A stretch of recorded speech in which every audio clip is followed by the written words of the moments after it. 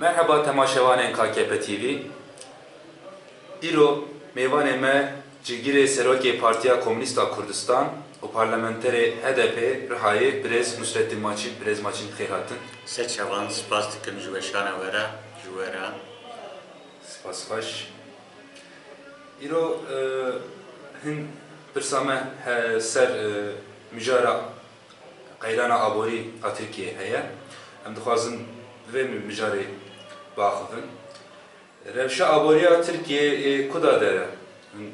Çi difikirin ser vê mijarê? Dixwazin çi bêjin? Tiştekî pir giring e bi rastî jî li Tirkiyeyê nêzîkî sê çar sal e qeyranekî aborî heye û her ro em bêjin bêkar zêde dibin, her ro fabrîka esnav tên girtin, karsaz nikarin hilbirîn bikin. Lê ev qeyrana Tirkiye qeyranekî wekî ewa piçûk wekî demînî ne yani bi salkî du sal da ev qeyranê da Tirkiye navê qeyran nikare derkeve qeyranekî berfirê ye, kûr e û tenê ne qeyrana aborî ye zî qeyrana siyasî heye, aborî heye, hukukî heye wekî hemû û beş bi hevdire girêdayînin ev qeyran du kêwan henin yek ev neoliberal polîtîka li Tirkiye da bi rastî zî wekî sermedarê herî mezin, wekî kartelê herî mezin û wekî em bêjin yandaşê AKP û herî mezin bana kurt kirin, bana mezin kirin lê gel her ro daha zêde fakîr dibe, her ro daha zêde bêmilk dibe û polîtika ku dimeşin ev polîtika da ji bo îstîdam, ji bo qeyran holê rabe ne polîtikayê ke em nêzîkayî da li bütçe Meclisa Tirkiye'de derbaz bû, li wê da zî zelal bû ku ev bütçede karker, karmend, gundî û em bêjin çandiniya wekî çandiniya ziraatê li Tirkiye ev bütçede cîwan tune bû. Endavî da wekî asgari ücret dibin ev asgari ücret 2324 kat diyar kirin bi rastî eviya şermekî herî mezin e îro her tişt em bêjin sadî heftê pênc vîna berê da zam hat tiştê bînge tiştê em bêjin axwarinê elektrîk, av,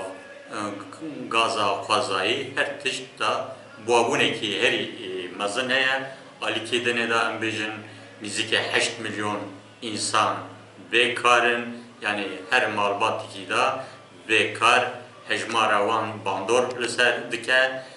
debara malbatan herî kêm dibe û buwatî çê dibe. Ev qeyranekî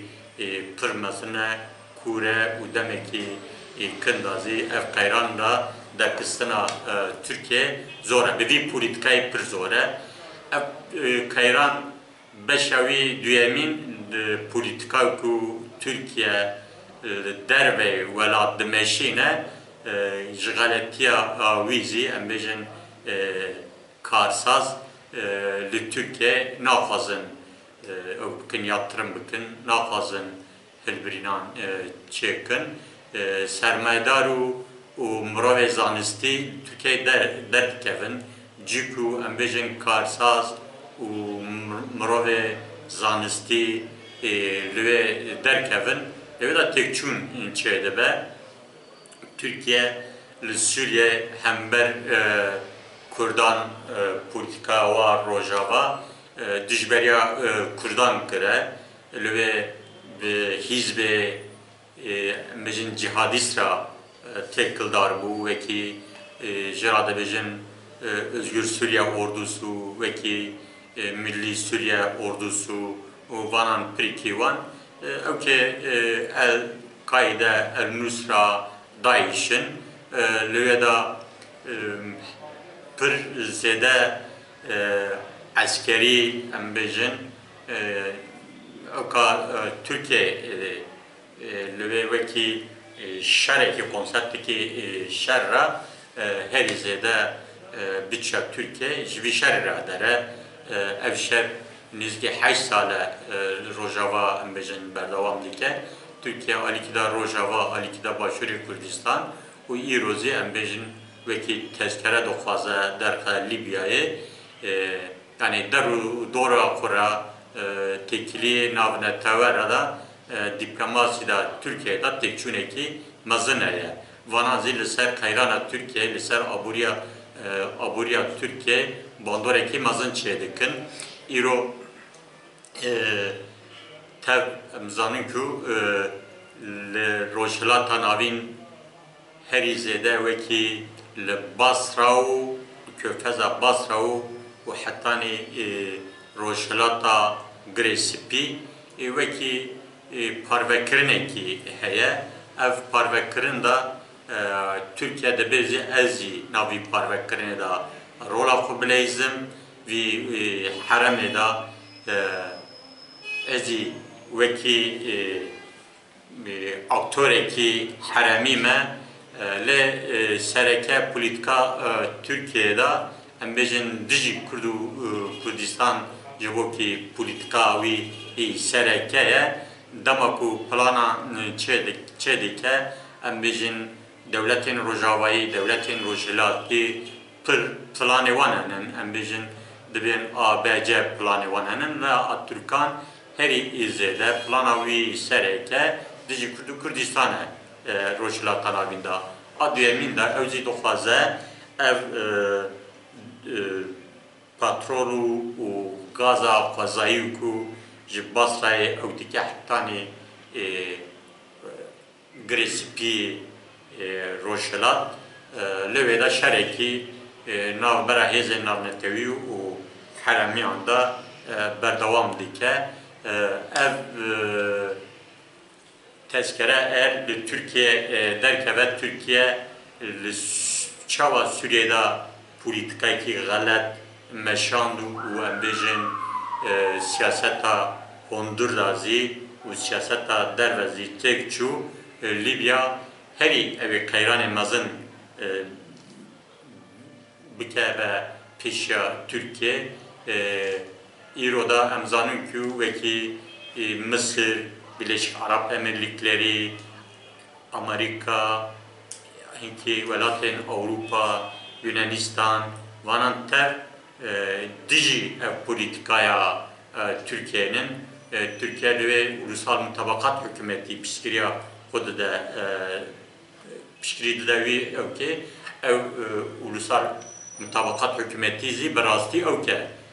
ihvanciye jibo vi iro dünya herizede Rusya bokuzi embejin Hafter pişkiriya Hafter dike ev veki Türkiye jibo siyasetta Hondurunu siyasetta dervede denkleman pır galet çedike ev denklemi galet ev siyasetta stratejiya derve velat Suriye zir Rojavayı Kürdistan edazi Başuri Kürdistan edazi u Libya ezi evet tek kere jibovi beşeroja Türkiye براستی مرو نافذه بیجه ل راستکینی کی زهره ترکیه و کیران مزن عالی سیاسی آبوری جواکی دا سال بیستان دا بیجی ل لوردا